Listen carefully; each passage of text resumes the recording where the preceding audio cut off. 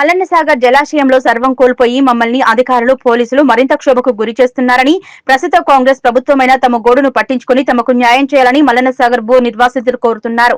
సిద్దిపేట జిల్లా గజ్వేల్ పట్టణంలోని సమీకృత కార్యాలయంలోని ఎంఆర్ఓ కార్యాలయంలో మల్లన్న సాగర్ భూ నిర్వాసితులు నిరసన కార్యక్రమం చేపట్టారు. ఈ సందర్భంగా వారు మాట్లాడుతూ గతంలో గ్రామాన్ని ఖాళీ చేయించిన సమయంలో ఏటిగడ్డ కిస్తాపురం గ్రామానికి చెందిన ఓ వ్యక్తికి తాత్కాలికంగా ఓ డబుల్ బెడ్రూమ్ ఇంటిని కేటాయించారని ఆర్ఎండ్ఆర్ ప్యాకేజీలో భాగంగా ఆ ఇంటిని రిజిస్ట్రేషన్ చేసి ఇస్తామని అప్పటి అధికారులు హామీ ఇవ్వడంతో తనకు వచ్చిన ప్యాకేజీ డబ్బులతో ఇంటిని బాగు చేయించుకున్నాడని తెలిపారు. కాగా ఇదే ఇంటిని గ్రామానికి చెందిన మరో బాధితుడికి రిజిస్ట్రేషన్ చేయడంతో సదరు వ్యక్తి ఆ ఇంటిని ఖాళీ చేయించాలని అధికారులను ఆశ్రయించగా స్థానిక రెవెన్యూ అధికారులు పోలీసు వారి సహకారంతో ఇంటిని రిజిస్ట్రేషన్ అయిన వ్యక్తికి అప్పగించారన్నారు. దీంతో అధికారులతో ఆ వ్యక్తికి వాగ్వాదానికి దిగారని తాను ఇంటి మరమ్మతులకు దాదాపుగా 12 లక్షలు వెచ్చించారని ఆ డబ్బులు ఇప్పించాలని కోరారు. తన ఇంటిని అధికారులు బలవంతంగా ఖాళీ చేస్తున్నారని ఆవేదన చెందిన అతను తన భార్య పిల్లలతో సహా కనిపించకుండా పోయారన్నారు. దీంతో నిర్వాసితులు గ్రామస్తులు కుటుంబ సభ్యులు స్థానిక ఎంఆర్ఓ వివరణ కోరగా అతడు పొంతనలేని సమాధానం చెప్తున్నారని మండిపడ్డారు.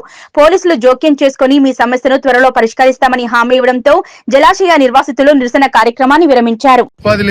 కోల్పోయినాం, ఇక్కడ లేక చాలా అవస్థలు పడుతున్నారు. కొంతమంది అయితే ప్లాట్లు కూడా అమ్ముకుంటారు, కొంతమంది లోన్ తీసుకుంటారు. ఆ లోన్లు కూడా కట్టలేని పరిస్థితి ఏర్పడుతుంది. ఇప్పుడు పరిస్థితి ఏంటంటే లోన్లు అడ్డీపావుసారి లోన్లు తీసుకొని కట్టలేని పరిస్థితిలో ఉండి ఆ ఫైనాన్సర్లు వచ్చి ఇల్లు కూడా కుదబెట్టుకునే పరిస్థితి ఏర్పడుతుంది. వాళ్ళకు ఉపాధి లేక వాళ్ళకి ఇప్పటి వరకు పోయిన గవర్నమెంట్ 95% ఇచ్చింది నా విలేజ్ లో. ఒక 5% పెండింగ్ ఉంది. ఆ 5% పెండింగ్ ఇవ్వడానికి కూడా ఇప్పటికి 2 సంవత్సరాలు అవుతుంది. ఒక్క రూపాయి కూడా ఇవ్వడానికి ఇప్పుడు ఆర్ఎండ్ఆర్ కార్యలో ఒక్క రూపాయి కూడా ఖర్చు పెట్టలేదు ఇప్పటి వరకు. అప్పుడు ముఖ్యమంత్రి కాకముందుకు ఆర్ఎండ్ఆర్ కాలనీ గురించి మాట్లాడిండు మస్తాలు. వచ్చినాక కూడా చాలా సార్లు మాట్లాడాడు. మేము కూడా ముఖ్యమంత్రి వచ్చినాక మాకు ఆర్ఎండ్ఆర్ కాలనీకి ఇబ్బంది పోతుందని మేము ఎంతో సంతోషపడ్డాం. కానీ ఇయ్యాలటి వరకు కూడా 2 సంవత్సరాల నుంచి ఓ గుడి లేదు, బడి లేదు, ఏదీ లేదు ఇప్పటి వరకు. సరే ఆ గవర్నమెంట్ చేసింది, నువ్వు కడమై నువ్వు ఇవ్వాలి కదా. వచ్చినాయి సమస్య ఉన్నది. 95% ఆ గవర్నమెంట్ చేసింది. ఒక 5% మీరు చేయలేకపోతే ఎట్లా? ఎప్పుడు చూడు గవర్నమెంట్ మీద వాళ్ళే చేయాలంటే ఒక ప్రాజెక్టు పెట్టుకున్నప్పుడు సమస్యలు అనేది ఒకసారి అయిపోవాలి. దాని ఉంటా ఉంటది. దానికి ఒకసారి ఏది కాదు అది. దాని మీద పోయిన గవర్నమెంట్ మీద నెట్టేసి చేయడం ఎంతవరకు సమంజసము? మీరు చెయ్యాలి కదా. మీరు చేసి మేము ఇవ్వించినామని చెప్పాలా. ఇప్పటి వరకు ఎంతవరకు పట్టించుకుంటలేదు. మేము అధికారుల దగ్గర, కలెక్టర్ దగ్గరికి ఎన్నిసార్లు పోయినా ఇప్పటికి ఏ అధికారి కూడా పట్టించుకుంటలేదు. మేము తర్వాత భవిష్యత్ కార్యాచరణ మేము ఆలోచిస్తాం, ఏం చేయాలనేది చెప్తాం. మాకు మల్లన్న సాగర్ గ్రామంలో ఇక్కడికి వచ్చిన తర్వాత ప్లాట్ ఇచ్చేటప్పుడు ఇక్కడ కోర్టు ప్లేస్ ఉంది, ఇక్కడ మీకు ప్లాట్లు ఇస్తున్నామని మాకు ఏం చెప్పలేదు. చెప్పకుండా సడన్ గా మాకు రిజిస్ట్రేషన్ చేసి డాక్యుమెంట్లు ఇచ్చారు. ఇచ్చిన తర్వాత మేము 1 year లోపు ఇల్లు కట్టుకున్నాం. ఇల్లు కట్టుకున్న తర్వాత ఇక్కడ కోర్టు కడుతున్నామని చెప్పి కోర్టుకు సర్వే చేశారు. సర్వే చేసి ఏం చేశారంటే మాకు ఇచ్చే ఈ సర్వీస్ రోడ్ లో మీకు ఈ సర్వీస్ రోడ్ లేదని చెప్పి కోర్టు బిల్డింగ్ స్లాబులు పోసినాక కంపౌండ్ వాళ్ళు స్టార్ట్ చేశారు.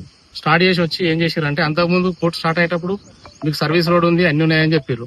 ఆ తర్వాత ఏం చేశారంటే మీకు ఈ ల్యాండ్ మాది ఫస్ట్ మీకు ఇచ్చిర్రు. ఎందుకనంటే మీరు ముంపు గ్రామంలో మునిగిపోతున్నారు కాబట్టి మీ బాధలు చూసి కూడా మేము ఇచ్చినాము. కాబట్టి మీకు ఇక్కడ రోడ్ లేదు అని చెప్పి మా పైన చాలాసార్లు భయభ్రాంతులకు గురి చేసారు. మా బాబు వాళ్ళు కూడా, మా పెద్దోళ్ళు అందరూ కొద్దిగా ఇబ్బంది పడరు దీనివల్ల. పడితే అక్కడ కంపౌండ్ వాళ్ళకు పొక్కలు తీసేటప్పుడు పొక్కలు తీయొద్దు అని చెప్పి నేను ఆపిచ్చిన తర్వాత ఎంఆర్ఓ, ఆర్డీఓ వీళ్ళందరూ వచ్చి లొల్లి చేసారు. మీకు లేదు, మీకు ఇచ్చిన కాడికి గదే అని చెప్పి మమ్మల్ని ఇప్పటి వరకు దీంతో భయభ్రాంతులకు గురి చేస్తారు. నేను ఆపిస్తే మీ పైన కేసులు అవుతాయి, మీకు ఇబ్బంది అవుతుంది అది అని చెప్పి మమ్మల్ని భయపెడుతున్నారు ఎంఆర్ఓ, ఆర్డీఓ. ఎలాంటి ప్రూఫ్స్ లేవనడంతోనే మేము కాల్ చేస్తున్నామని ఎంఆర్ఓ గారు, ఆర్డీఓ గారు కాల్ చేయించడం జరిగింది. ఎలాంటి ప్రూఫ్స్ లేవు గనక మీరు ఓవరాల్ గా ఉన్నారు, మీరు డెవలప్మెంట్ చేసుకున్నారు, అవంతా మాకు సంబంధం లేదు. మీకు ప్రూఫ్స్ లేవు గనక మేము కాల్ చేయడం జరుగుతుంది. ఆయనకు రిజిస్ట్రేషన్ ఉంది గనక, ఆయనకు పూర్తి హక్కు గనక మేము ఆయన ఇంట్లో కొలడం జరిగింది అన్నాడు. సరే ఓకే. మరి అదే ఇక్కడ రాధాకిషన్ అని ఆయన దాదాపు 95 years ఉంటాడు. ఒక ఏజ్ పర్సన్ కు ఇది గజ్వేల్ శివారు 560 సర్వే నంబర్ బై 1234 లో ఆయనకు రిజిస్ట్రేషన్ అయింది. ఇదే రిజిస్ట్రేషన్ అయింది. ఆయన ఇల్లు కట్టుకుంటే దాన్ని ఆపాడు ఎంఆర్ఓ గీతవారు వచ్చి. మరి వేరే వాళ్లకు సంగాపూర్ లో, శివారులో రిజిస్ట్రేషన్ అయిన వ్యక్తులకు ఇవే ప్లాట్ నంబర్లు చూపించి వాళ్ళని ఇల్లు కట్టుకోబెడతారు. ఇది ఎక్కడి న్యాయము? ఇది మరి ఆయన ప్రూఫ్స్ ఉండగా ఆయన ఇల్లు ఎందుకు కట్టుకొని ఇస్తలేరు? ఇది దాదాపుగా 2 సంవత్సరాల నుంచి ఇక్కడ గవర్నమెంట్ మన డిపార్ట్మెంట్ వాళ్ళు ఆపడం జరుగుతుంది. ఇది ఎంతవరకు కరెక్ట్ అని మేము నిలదీస్తే దానికి సమాధానం ఎంఆర్ఓ గాని ఆర్ఐ గాని దానికి సమాధానం లేదు. మాకు పైనుంచి ఆర్డర్స్ ఉన్నాయి, ఆపమని ఆర్డర్స్ ఉన్నాయి అని అంటున్నాడు. మరి రిజిస్ట్రేషన్ ఉన్నప్పుడు ఎట్లా ఆపుతావు? నువ్వు అక్కడ ఏం లేదని నువ్వు కాల్ చేయించినావు, మరి ఈడు ఉండగా ఎందుకు నువ్వు ఆయనను కట్టుకొని ఇస్తలేవు అంటే దానికి సమాధానం లేదు. దీనికి డిపార్ట్మెంట్ వాళ్ళు డబ్బులకు లాలుచిపడి వాడిని అసలైన ఎలగొట్టి వేరే వాళ్ళను ఇవ్వడం జరిగింది. ఆయన కట్టుకొని ఇస్తలేవు. దీన్ని మీరు ఇది మీ దృష్టికి తీసుకురావడం జరుగుతుంది. కలెక్టర్ నుంచి ఆర్డర్స్ ఉన్నాయి. నేను కలెక్టర్ చెప్పిండు, ఆర్డీఓ చెప్పిండు, నేను కాల్ చేయించాను. నాకు అంతకంటే వేరే మిక్కిల్ లేదు, నేను ఏం చేయలేను కూడా. మీరు సపరేట్కి వెళ్ళండి, లేకపోతే మీ మీద కేసు ఫైల్ చేస్తా, మీరు ఇక్కడ ఎంతసేపు ఉంటారని ఎంఆర్ఓ గారు బెదిరియడం జరిగింది. దానికి పోలీసు వాళ్ళు వచ్చి ఇప్పుడు సిఐ గారు వచ్చాడు. సిఐ గారు వచ్చి ఇప్పుడు ఏమంటుండంటే, నేను ఒక క్యాండిడేట్ పట్టుకుంటాను, రేపు నీకు న్యాయం చేస్తా, నేను 100% మీకు న్యాయం చేస్తా అంటేనే ఆయన సిఐ గారి మాట మీద ఇప్పుడు నేను బయటకు రావడం జరిగింది. రెండోది ఒకటే, మేము కావాలని మేము ఇంట్లో కూడా ఉంటా అంటలేము. ఆ ఇల్లు డెవలప్మెంట్ చేసుకున్న డబ్బులన్నీ ఇప్పియండి, లేకపోతే వాడు చేసిన ఇప్పుకొని వస్తాడు, ప్రొటెక్షన్ ఇవ్వని అని చెప్తున్నాం. వీళ్ళు డిపార్ట్మెంట్ వాళ్ళు ప్రొటెక్షన్ ఇవ్వరంట, దానికి సమానం చెప్తలేడు. ఎంఆర్ఓ అయితే ఆయన ఒక ఎట్లా చెప్తుండే ఇక ఏం లేదు నా చేతిలో, అది అంతే ఉంటది అంతే అని చెప్తుండే ఎంఆర్ఓ. మరి అది ఎట్లే పద్ధతేనా అది? మరి అది ఎట్లే ఉండనా? వాడు దాదాపు 13 లక్షలు పెట్టి డెవలప్మెంట్ చేసిండు, వానికి పైసలన్నీ ఇప్పియండి, లేకపోతే వాడు ఇప్పుకోసం వస్తాడు. దానికి సహకరించలేరు, దీనికి సహకరిస్తలేరు. వాడు ఇప్పటికి 15 గంటలు అవుతుంది, వాడు ఎక్కడ పోయిండు, ఉన్నాడా లేడా? ఇప్పటికి రెవెన్యూ వాళ్ళు పట్టించుకుంటలేరు, పోలీసు వాళ్ళు పట్టించుకుంటలేరు. మరి ఇది పరిస్థితి. మరి సిఐ గారు ఇప్పుడు వచ్చి నేను పూర్తి బాధ్యత వహిస్తా, ఇల్లు కూడా ఖాళీ చేయించి వాడిని కూడా ఖాళీ చేయిస్తామని చెప్పాడు. అందుకే ఆయన మాట మీద మేము బయటకు వచ్చినాం. 2021లో మమ్మల్ని ఊరు ఖాళీ చేయించుకొచ్చారు. గవర్నమెంట్ ఆర్డీఓ గాని ఎంఆర్ఓ కలెక్టర్ మొత్తం అందరినీ మా గ్రామాన్ని ఖాళీ చేసి ఇక్కడికి తీసుకొచ్చారు. పర్మనెంట్ హౌస్లలో తీసుకొచ్చారు, కొంతమందిని టెంపరీ హౌస్లలో ఉంచారు. అయితే అప్పుడు మాకు 300 ఇండ్లు ఇవ్వడం జరిగింది. అందులో 300 ఇండ్లలో ఇంకా ఇచ్చినాక కూడా ఇంకొక 70 ఇండ్లు అదనంగా మిగిలి ఉన్నాయి. ఆ మిగిలిన ఇండ్లలో ఆర్డీఓ అప్పుడు ప్రస్తుతం ఏమన్నాడంటే, ఇండ్లు ఎవరైనా ఇంట్రెస్ట్ ఉంటే 5,04,000 కట్టి ఉంచుకోవచ్చు, మీరు మాకు డీడీ మా పేరు మీద కలెక్టర్ పేరు మీద డీడీ కట్టి మీరు ఎవరైనా ఇంట్రెస్ట్ ఉంటే ఆ ఇండ్లు ఉంచుకోండి అని అప్పటి ఆర్డీఓ అనంతరెడ్డి, అప్పటి కలెక్టర్ వెంకటరామరెడ్డి గారు, ఎంఆర్ఓ బాలరెడ్డి గారు అందరు అధికారులు చెప్పడంతో వీళ్ళు ఒక 25 మంది 5,04,000 డీడీ కట్టి ఆ 25 ఇండ్లలో ఉండడం జరిగింది. జరిగిన తర్వాత 23లో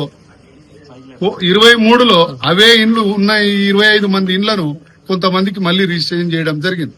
అప్పుడు ఈ ఆర్డీఓ చెప్పడంతో కొంతమంది డెవలప్మెంట్ చేసుకున్నారు. డెవలప్మెంట్ చేసుకున్నప్పుడు మరి సార్ మీరు వాళ్లకు రిజిస్ట్రేషన్ చేసినారు, మరి వాళ్ళకి డబ్బులు ఇప్పియాలి కదా అని మేము ఆర్డీఓని అడిగినాం. అడిగితే ఏమన్నా మేము డబ్బులు ఇప్పిస్తాము అది చెప్పారు. ఇప్పిస్తేనే కాల్ చేయండి అని చెప్పాడు. ఇప్పటి వరకు వాళ్ళు మాకు ఇప్పియలేదు. వాళ్ళు వచ్చి మాతో ఇప్పటి వరకు 2-3 సార్లు ఉల్లయింది. ఉన్న రిజిస్ట్రేషన్ అయిన క్యాండిడేట్ కు ఇప్పుడు ఉన్న ఈ ఎలగొట్టిన వ్యక్తి చంద్రం కనేటానికి బాగా లులులైనాయి. ఇదే సైదా గారు సిఐ గారు ఇంతకుముందు గతంలో కూడా 3 సార్లు పంచాయత్ చేసిండు. అరే బాబు ఇట్లా ఇద్దరు బాధితులు, మీరు నష్టపోవద్దు, వానికి డబ్బులు ఇవ్వండి డెవలప్మెంట్ చేసుకుని. అప్పుడు కూడా ఉంచిన ఆయన ఆర్డీఓనే కదా, ఆయన ఎందుకు అగాధంగా పోయి లేడు కదా, ఆర్డీఓనే ఉంచినప్పుడు వాడు డెవలప్మెంట్ చేసుకున్నప్పుడు వాడికి డబ్బులు ఇవ్వండి, ఎందుకంటే వాడు నష్టపోతాడు అని చెప్తే అప్పుడు ఒప్పుకున్నాడు క్యాండిడేట్. మళ్ళీ తర్వాత వారం రోజులకు నేను డబ్బులు ఇవ్వని ఏమి ఇవ్వను, నా పేరు మీద రిజిస్ట్రేషన్ అయింది, వాడిని కాల్ చేయాలని మళ్ళీ ఎంఆర్ఓ గారి దగ్గరికి వస్తే ఎంఆర్ఓ గారు మళ్ళీ సైట్ మీదకి పోయిండు. అరే బాబు నువ్వు కాల్ చేయాలంటే, సార్ మరి సైదా గారు సిఐ గారు ఇట్లా అన్నాడు, మరి మాకు 11 లక్షలకు ఎస్టిమేషన్ వేసిండ్రు, మరి డబ్బులు ఇస్తే నేను కాల్ చేస్తా సార్ అని పిల్లవాడు అన్నాడు. సరే ఎంఆర్ఓ గారు ఏం చేసిందంటే 11 లక్షలు ఏడట, మళ్ళీ మేము ఎస్టిమేషన్ వేస్తాము దానికి ఒప్పుకుంటారంటే సరే సార్ అని చెప్పాం. మళ్ళీ ఆర్ఐని పిలిపించి ఇంజనీర్ని దోలుకొని పోయి 8 లక్షలకు ఎస్టిమేషన్ వేయడం జరిగింది. 8 లక్షలైనా సరే సార్ ఇవ్వండి, ఆయన ఇల్లు కాల్ చేస్తాడు అని చెప్పాం. తీరా ఇప్పుడు 8 లక్షలు లేదు, ఏం లేదు, బలవంతంగా నిన్న పోలీసు వాళ్ళని పెట్టుకుని ఎంఆర్ఓ ఆర్ఐ పోలీసులు మొత్తం పోయి వాడిని మెడలు బట్టి బయటకు నూకేసి ఇప్పటి వరకు వాడు చిన్న సంటి పిల్లలు భార్య పిల్లలతోని ఏడ్చుకుంటూ గజ్వేల్ R&R కాల్ నుంచి గజ్వేల్ దక్క నడుచుకుంటూ వస్తే కూడా పోలీసు వాళ్ళు పట్టించుకోలేదు, ఇటు ఆర్ఐ డిపార్ట్మెంట్ రెవెన్యూ డిపార్ట్మెంట్ పట్టించుకోలేదు. ఇప్పుడు మేము ఇంతమంది వస్తే మాకు ఏం సమానం? ఆర్ఐ ఏమంటుండంటే, మాకు నా పై అధికారులను అడగండి, నాకు నా చేతులు ఏం లేదు, నేను ఏం చెయ్యను కూడా, వానికి ఈ ఒక్క సమస్య కాదు, చాలా సమస్యలు రెవెన్యూ వాళ్ళు బాగా ఇబ్బంది పెడతాండ్రు. ఎందుకంటే వాళ్ళ తోలుకొచ్చి మమ్మల్ని ఇక్కడ వదిలిపెట్టిన తర్వాత మేము వాళ్ళ మాటలు నమ్మి వచ్చినాక అక్కడ ఊర్లు ఉన్నప్పుడు ఒక మాట మాట్లాడిండ్రు, ఇక్కడికి వచ్చినాక ఒక మాట మాట్లాడిండ్రు. వాళ్ళ అవసరం ఉన్నప్పుడేమో ఏది చెప్తే మేము ఏది చెప్తే అది చేసిండ్రు. ఇక్కడికి వచ్చిన కాల్ చేసి వచ్చిన తర్వాత మాకు నరకం చూపిస్తారు. ఈ రోజు వరకు కూడా నడుస్తూనే ఉంది. అది అధికారులు పోతా ఉన్నారు, వచ్చేటోళ్ళు కూడా అట్లే కంటిన్యూ జరుగుతూనే ఉంది. ఇప్పుడు ప్రస్తుతానికి అరికెల చంద్రం అనే వ్యక్తికి అప్పుడున్న ఆర్డీఓ అనంతరెడ్డి గారు, బాలరెడ్డి ఎంఆర్ఓ, కలెక్టర్ వెంకటరామరెడ్డి గారు ఆయనకి ఇల్లు ఇచ్చి నువ్వు డెవలప్మెంట్ చేసుకోమని చెప్పి 5,04,000 డీడీ కట్టుమని అన్ని చేసిన తర్వాత మళ్ళీ 2 సంవత్సరాలకు వేరే వ్యక్తికి రిజిస్ట్రేషన్ చేసి ఇప్పుడు ఆ ఇల్లును కాల్ చేయాలని ఇప్పుడు మళ్ళీ అధికారులు కాల్ చేయిస్తున్నారు. రెండోది రాధాకిషన్ కు రిజిస్ట్రేషన్ అయింది, 560 సర్వే నంబరు, 580 ప్లాటు. దానిలో వేరే వాళ్లకు ఇల్లు కట్టుకోవడానికి ఆయనను కట్టనిస్తలేరు, వేరే వాళ్ళకు అవకాశం ఇచ్చిండ్రు. వాళ్ళని వేరే వాళ్ళని కట్టుకోమని వాళ్లకు లొల్లి పెట్టిస్తుండ్రు.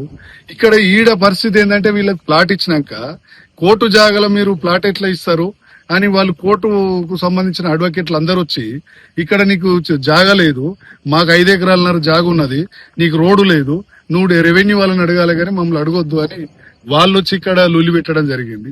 ఇదే ప్రస్తుతం ఉన్న ఎంఆర్ఓ ఆర్ఐ వచ్చి ఇక్కడున్న బాధితులను బెదిరియడం జరుగుతుంది. నీకు ప్లాట్ వేరే దగ్గర తీసుకోవు, ఇక్కడ ఎందుకు తీసుకున్నావు, నువ్వు ఎట్లా తీసుకున్నావు, ఇది కోర్టు జాగా అని ఉల్టా ఎంఆర్ఓ బాధితులను బెదిరించడం జరుగుతుంది.